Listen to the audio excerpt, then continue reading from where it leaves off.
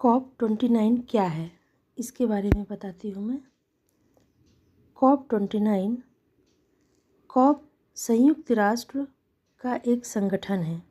लगभग 32 साल पहले 1992 में 150 से अधिक देशों ने पृथ्वी को तपा रहे प्रदूषण में खतरनाक बढ़ोतरी को सीमित करने के लिए संयुक्त राष्ट्र संधि पर हस्ताक्षर किए थे।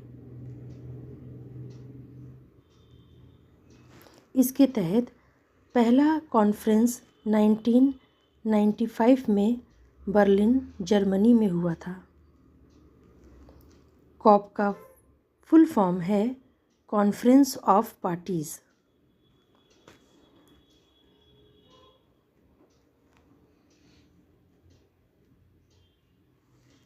कॉप में पार्टीज का मतलब उन देशों से हैं जिन्होंने संयुक्त राष्ट्र के जलवायु परिवर्तन पर समझौते पर हस्ताक्षर किए थे।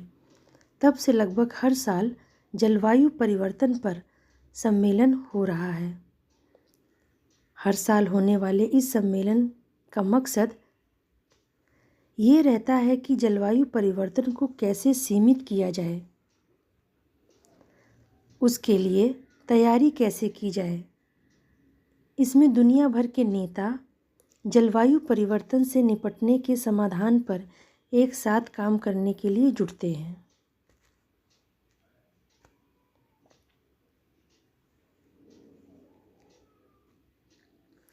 इस बार यानी 2024 में इसका एजेंडा क्या है? इस साल की बैठक का प्रमुख एजेंडा है पैसा। जब पहली बार दुनिया भर के कई देश ग्रीन हाउस गैस उत्सर्जन की कटौती करने पर सहमत हुए थे, जो कि जलवायु परिवर्तन का कारण है, वो सन 2015 में पेरिस में हुए COP21 सम्मेलन में हुआ था। 9 साल हो गए इस बात को।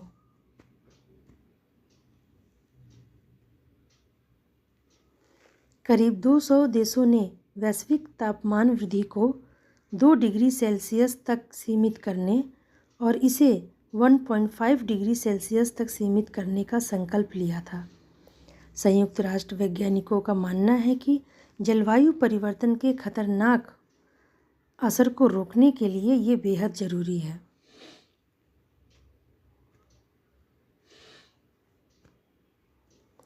हालांकि वैज्ञानिकों का यह कहना है कि दुनिया इन लक्ष्यों को हासिल करने की राह पर नहीं है, इसलिए यह नीतियों को लागू करने की आवश्यकता है। इन्हीं नीतियों को लागू करने में लगेगा खूब सारा पैसा।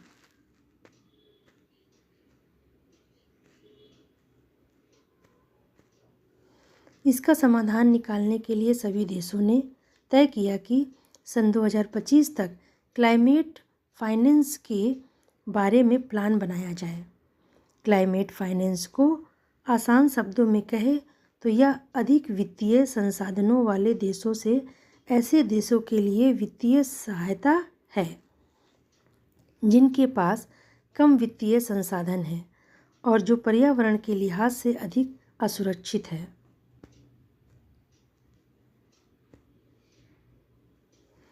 इसकी मदद यानी क्लाइमेट फाइनेंस का इस्तेमाल विकासशील देश क्लाइमेट चेंज के नकारात्मक असर को कम करने या अनुकूलन करने के लिए करते हैं। इस बार पूर्वी अफ्रीका के ऐसे कई देश हैं जिनको फौरी तर मदद की दरकार है। ये लाइन जाए मत नोट कीजिए। इस समय पूर्वी अफ्रीका के ऐसे कई देश हैं। इसको काट दीजिए।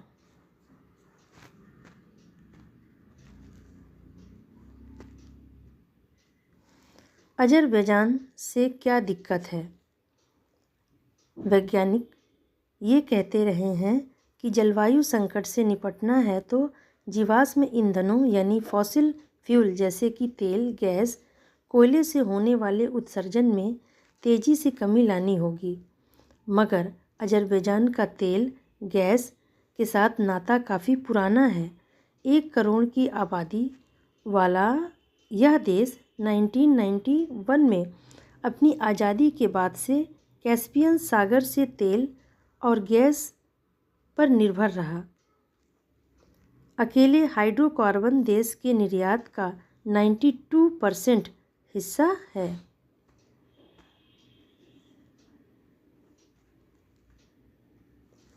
एक नए आकलन के मुताबिक अजरबैजान अगले एक दशक में 1/3 गैस उत्पादन बढ़ाने को सोच रहा है।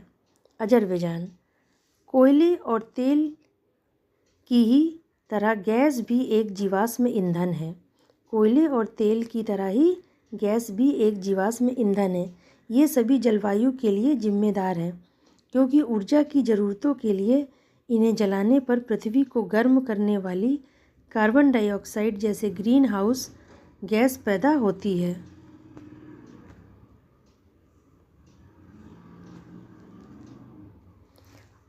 हालिया अनुमान के मुताबिक अजरबैजान अगर गैस उत्पादन के इस स्तर पर पहुंचेगा तो इससे 781 मिलियन टन कार्बन डाइऑक्साइड निकलेगा, जो यूके के वार्षिक कार्बन उत्सर्जन से 2 गुना से अधिक है। वहीं जीवाश्म ईंधन से दूरी बरतने के तमाम दावे इस देश के लिए COP28 में सन 2050 तक उत्सर्जन को 40% तक कम करने का लक्ष्य तय करने के बावजूद अजरबैजान सरकार ने अभी तक डिटेल्ड प्लान सामने नहीं रखे हैं।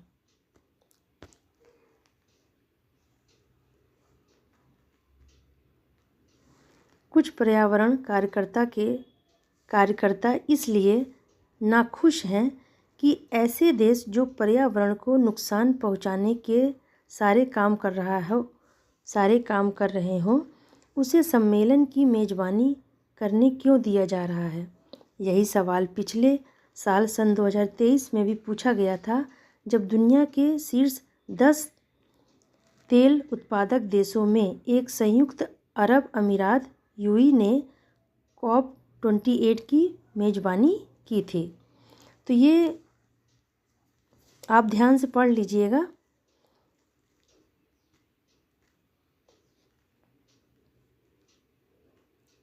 अब है COP29 के कुछ मेन पॉइंट्स।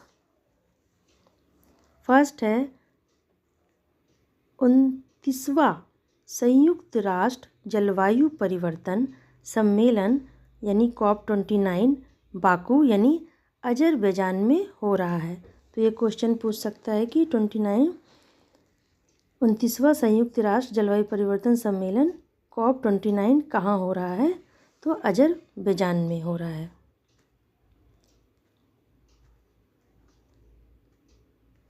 नेक्स्ट है पर्यावरण से जुड़े इस कार्यक्रम में भारत समेत लगभग 200 देश हिस्सा ले रहे हैं। नेक्स्ट है इसमें से छोटे छोटे क्वेश्चन बनेंगे इन पॉइंट्स में। इसमें जलवायु परिवर्तन के प्रति सबसे अधिक संवेदनशील देशों के लिए जलवायु वित्त का नया लक्ष्य तय करने पर मुख्य रूप से ध्यान केंद्रित किया जाएगा।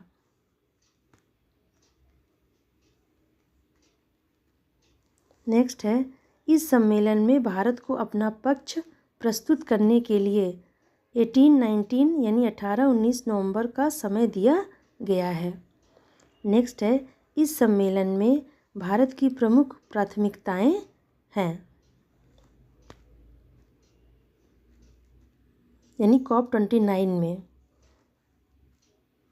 नेक्स्ट है जलवायु वित्त पर विकसित देशों की जवाबदेही सुनिश्चित करना, ऊर्जा स्रोतों के समतापूर्ण परिवर्तन का लक्ष्य प्राप्त करना। इस सम्मेलन में भारत की प्रमुख प्राथमिकताएं हैं, तो ये सारी प्राथमिकताएं हैं कि जलवायु वित्त पर विकसित देशों की जवाबदेही सुनिश्चित करना। नेक्स्ट है ऊर्जा स्रोतों के समतापूर्ण परिवर्तन का लक्ष्य प्राप्त करना। नेक्स्ट है वर्ष सन 2021 में अफ़गानिस्तान की सत्ता पर काबिज होने के बाद तालिबान पहली बार संयुक्त राष्ट्र जलवायु सम्मेलन में भाग लेगा। नेक्स्ट है तालिबान को फ़िलहाल अफ़गानिस्तान के वैध शासक के रूप में आधिकारिक मान्यता नहीं मिली है। तालिबान को फ़िलहाल अफ़गानिस्तान के वैध शासक के रूप में आधिकारिक मान्यता नहीं मिली है। तो इस सम्मेलन में भारत की प्रमुख प्राथमिकताएं जलवायु वित्त पर विकसित देशों की जवाबदेही सुनिश्चित करना, ये ऊर्जा स्रोतों के समतापूर्ण परिवर्तन का लक्ष्य प्राप्त करना, ये फिर उसकी ये यहाँ तक है प्राथमिकताएं। फिर उसके बाद है ये अलग है। वर्ष सन 2021 में अफ़गानिस्तान की सत्ता पर काबिज होने के बाद तालिबान पहली बार संयुक्त राष्ट्र जलवायु सम्मेलन में भाग लेगा। नेक्स्ट है तालिबान को फ़िलहाल अफ़गानिस्तान के वैध शासक के रूप में आधिकारिक मान्यता नहीं मिली।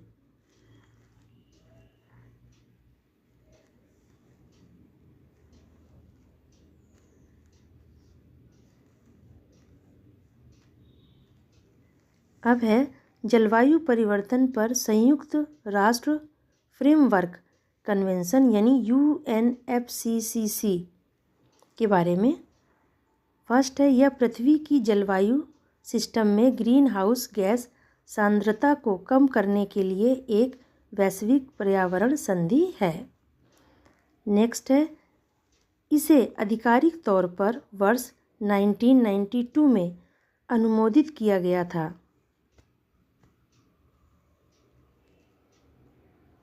नेक्स्ट है इसके अन्य नाम पृथ्वी शिखर सम्मेलन, रियो शिखर सम्मेलन और रियो सम्मेलन इसके नाम हैं किसके UNFCCC। नेक्स्ट है इसका सर्वोच्च निर्णय लेने वाला निकाय पक्षकारों का सम्मेलन COP है। नेक्स्ट है यह वार्षिक बैठकें आयोजित करता है।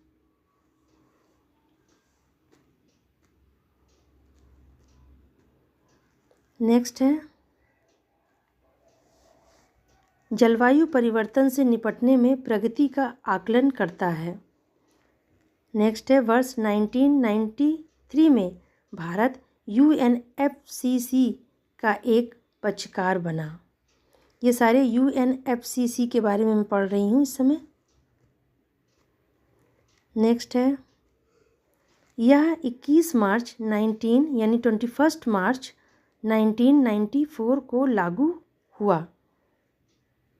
नेक्स्ट है इसके तहत पार्टियों का पहला सम्मेलन COP 1995 में बर्लिन जर्मनी में आयोजित किया गया था। तो ये जो अभी मैंने पढ़ा UNFCCC के बारे में, तो ये थे पूरा मेरा COP 29 के बारे में। आप पढ़िएगा, इसमें से आपको छोटे छोटे क्वेश्चन काफ़ी मिलेंगे। तो अगर वीडियो पसंद है तो लाइक कीजिएगा और मेरे चैनल को सब्सक्राइब भी कीजिएगा। Thank you so much.